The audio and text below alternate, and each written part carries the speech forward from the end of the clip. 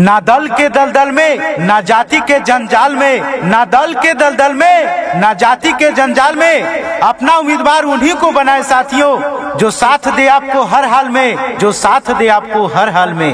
सतीश शर्मा जिंदाबाद जिंदाबाद जिंदाबाद, मछली छाप जिंदाबाद जिंदाबाद जिंदाबाद, शहर पूर्वी के जनता जिंदाबाद जिंदाबाद जिंदाबाद, मुरारी शर्मा जिंदाबाद जिंदाबाद जिंदाबाद। आपका बटन कहाँ दबेगा, मछली छाप जहाँ रहेगा, हमारा जिला परिषद कैसा हो, सतीश शर्मा जैसा हो। सतीश भैया जिंदाबाद जिंदाबाद जिंदाबाद, मछली छाप जिंदाबाद जिंदाबाद जिंदाबाद। आपका बटन कहाँ दबेगा, मछली छाप जहाँ रहेगा। आगे मैं दुआरी पर से पूछथे न बड़ के दे देना।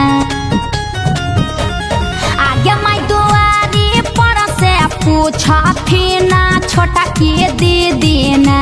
कि आगे माई के न कर दुआरिया से गड़िया उड़तया बेना। आगे माई के न कर जय जय करिया बोलतया बेना।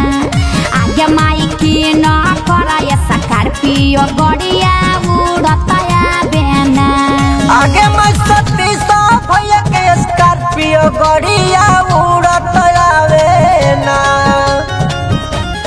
आगे मैं सतीश भैया के स्कॉर्पियो गड़िया उड़त आवे ना। कि आगे मैं मछली छापनी सनवा झंडवा फहरत आवे ना। आगे मैं 12 नंबर पपट दबाई देवई ना। अब की पूर्वी सहारा से जिला परिषद बनाई देवई ना। सतीश शर्मा जिंदाबाद जिंदाबाद जिंदाबाद, मछली छाप जिंदाबाद जिंदाबाद जिंदाबाद, शहर पूर्वी के जनता जिंदाबाद जिंदाबाद जिंदाबाद, मुरारी शर्मा जिंदाबाद जिंदाबाद जिंदाबाद। आगे माई के न कर नमवा गली गली सो रहे ना। आगे माई के न कर नमवा गली गली सो रहे ना। कि आगे माई किनका जीता बेला जनता का बात रहे ना। आगे माई किनका जीता बेला जनता का बात रहे ना। आगे माई किन कर गावे गावे सगरो सो रहे ना। आगे मैं सतीश शर्मा के नामवा सगरो सो रही ना। आगे मैं सतीश भैया के नामवा सगरो सो रही ना। कि आगे मैं इनके जितावेला जनता तबा तो रही ना। आगे मैं मछली छाप पपट दबाई देवई ना। अब की सहार पूर्वी से जिला परिषद बनाई देवई ना। सतीश शर्मा जिंदाबाद जिंदाबाद जिंदाबाद, मछली छाप जिंदाबाद जिंदाबाद जिंदाबाद, शहर पूर्वी के जनता जिंदाबाद जिंदाबाद जिंदाबाद, मुरारी शर्मा जिंदाबाद जिंदाबाद जिंदाबाद। आगे माई हमनी गरीब के मददगार होई है ना। आगे माई गरीब मजदूर किसान के मददगार होई है ना।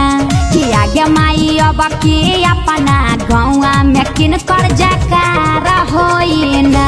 कि आगे माई अब की अपना गौआ में किन कर जकार होई ना।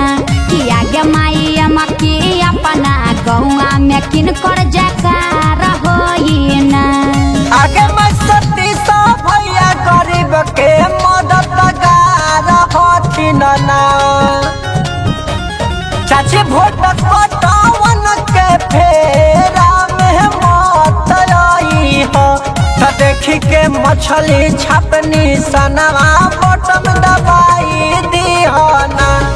अब की भारी मत से विजयी बनाई देवई ना।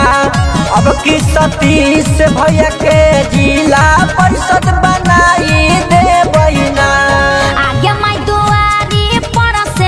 पूछती ना छोटा के दीदी ना कि आगे माई की न कर दुआरिया से गड़िया उड़तया बेना आगे माई की न कर जय जय करिया बोलतया बेना आगे माई की न कर ये स्कॉर्पियो गड़िया उड़तया बेना आगे मैं सती सौ भैया के स्कॉर्पियो गड़िया उड़तया बेना